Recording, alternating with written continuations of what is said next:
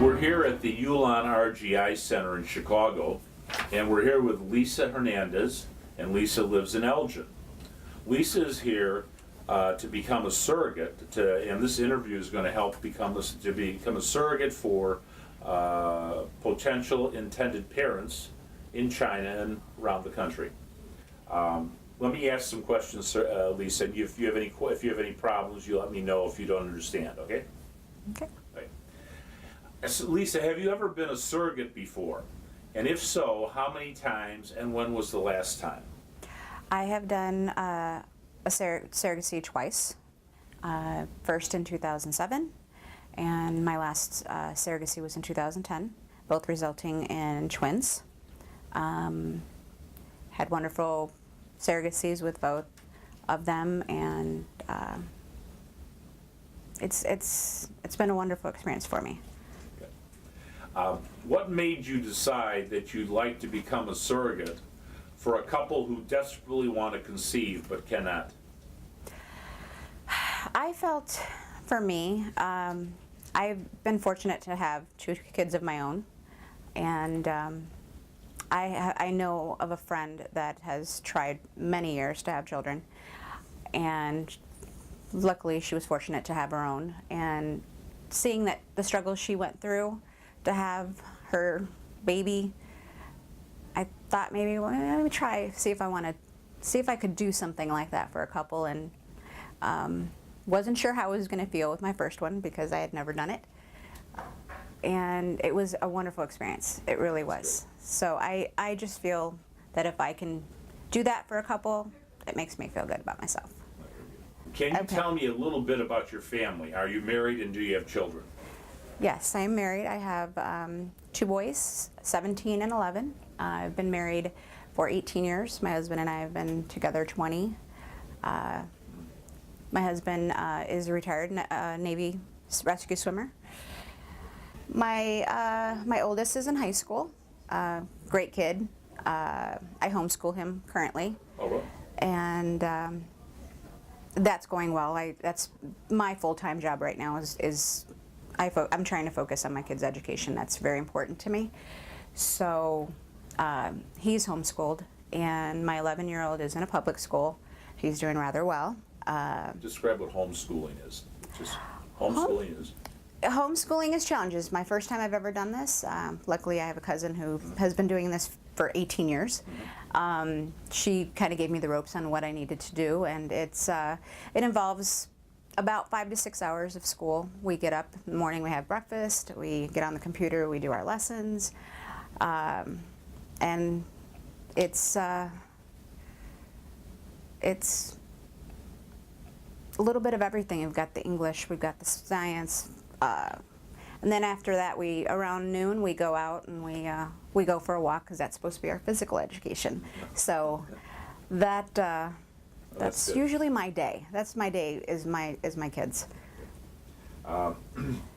What's your husband's name, and describe the relationship you've had with him over the years? My husband's name is Drake. Same last name, Hernandez. We've been together 20 years. We met at a McDonald's. He was at the time he was in the Navy, so it was just kind of a luck of the draw. I met him there, and we have a really good relationship. He's my best friend, and it's been good. It's been a really good. I'm happy, very happy. You already told us what your children's names were.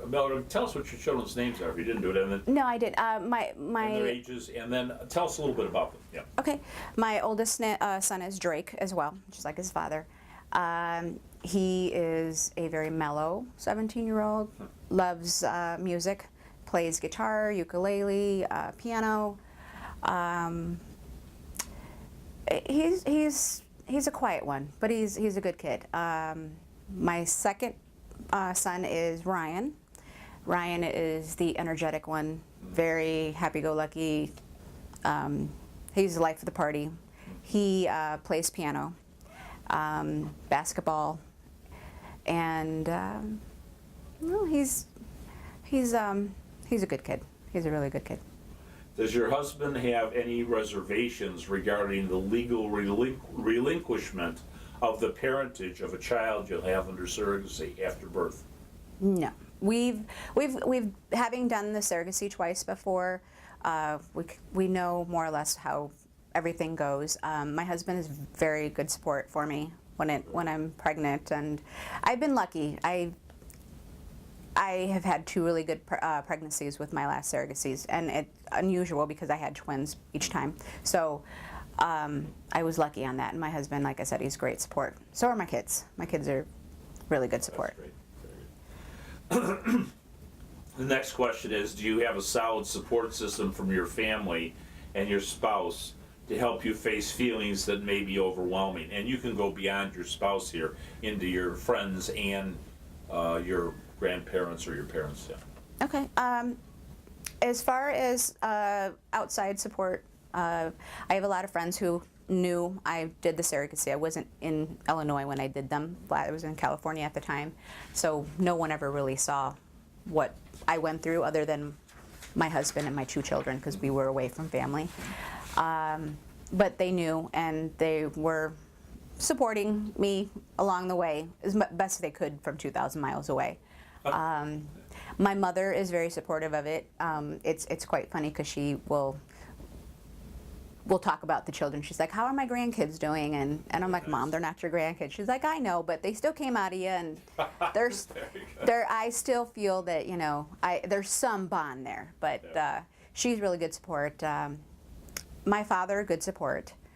He's a little quiet, a little reserved, but he's always been that way.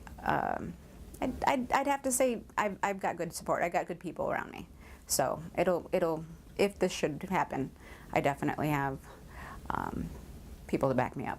Good.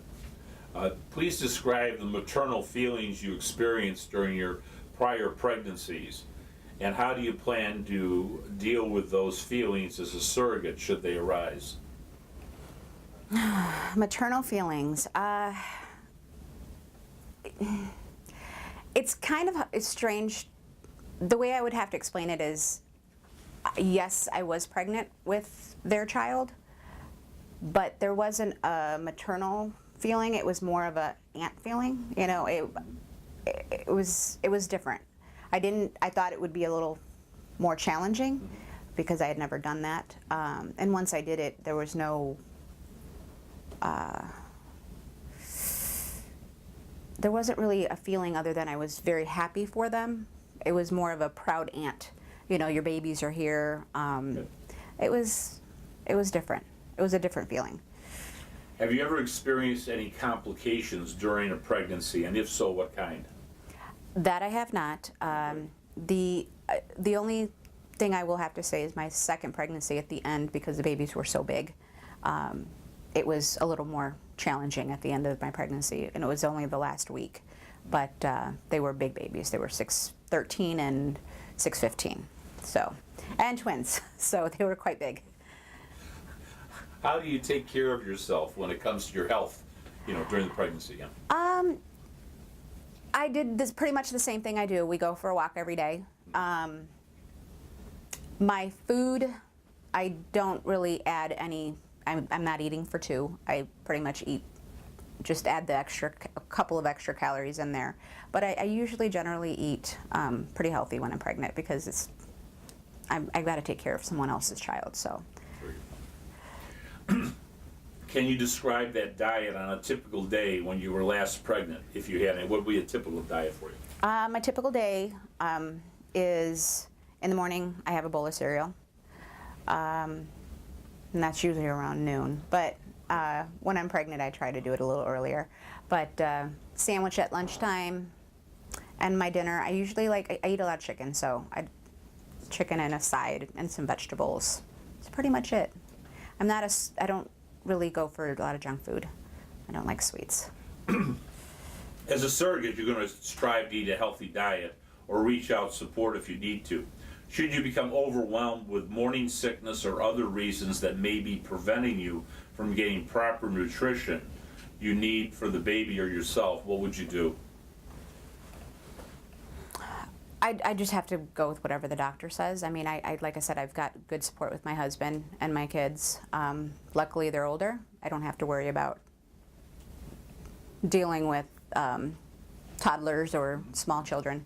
I just basically that. I really not much. Should more than one embryo be implanted and all of them succeed, what are your feelings regarding fetal reduction or abortion if it's the couple's wishes to have no more than one child? And then would you be willing to consider carrying twins? Well, obviously I've carried twins before. In fact, my first pregnancy actually resulted in triplets, and they did have to do a fetal reduction. So I definitely am okay to fetal reduction if that's the couple's choice. I can't really make that choice. I believe it's theirs solely because it is their child. Are you willing to work with the surrogate agency, the IVF doctors, the OB/GYN doctors to take all the necessary tests and screening to qualify and to travel out of state for operations if necessary? Are you willing to work under the instruction of surrogacy supporting staff to provide all the data information that's required by a client? Yes. What kind of expectations do you have for your relationship with the intended parents after birth? I'm going to leave that up to them. I've been lucky enough with my last 2 sets of IPs that I still have a relationship with them. We do talk about twice a year, and then we have Facebook that we see each other and interact with each other a little bit more often than just the phone calls. I do get pictures of the children that I had, and it's nice to see them grow up. My first set are 5, they'll be 6 in November, and they're beautiful children. My last set, they will be 3 in August, and wonderful little boys, and it's nice to see that. But I feel that it's the parents' choice. If they would like a relationship, I'm open to a relationship. If they don't, then I can totally understand. Would you expect to see a Christmas card every year and a photo of the baby? And do you have any desire to have future contact with the child as he grows into adulthood? Do I have to receive a card? I don't. It's like I said, it's solely on the parents. If they choose to, that would be great. As an adult, I would have to leave that up to the parents. I don't want to invade on their territory. Another sensitive issue is abortion and adoption issues. Abortion generally is not allowed in ULAN's surrogate assessment plan terms of services. We've consulted with intended parents clearly on this issue and asked them to sign the terms of services before ULAN took them into the program. But in case the couple divorced or either one of the two passed away during pregnancy, would you consider accepting an abortion? That one I would have to say I'm not sure. I'm not sure. I guess I'd have to cross that road when I got to it. In the case of the newborn is found with either defects or he has a disease or disability to some degree, even though the intended parents are required to take the child after birth, it's our job to ask about your choice for the possible adoption of the newborn. Can you share how you feel about this? You can change your mind if you want, but just how do you feel about it now? Every child's a gift, whether they have birth defects or what have you. And I'd have to cross that bridge when I hit it. I don't know, but they're all a gift. Would you be willing to travel to China for the possible embryo transfer cycle procedure? If this is arranged, both male and female intended parents had blood tests conducted in the U.S. You may be asked to go to China because some of our IPs have their embryos stored in China and cannot have them transferred to the U.S. The China ULANE contracted hospitals agreed to accept non-Chinese surrogates for embryo transfer procedures in the event that a child is delivered outside of China. So the question is, would you be willing to travel to China for an embryo transfer? If I had to, yes. Long question.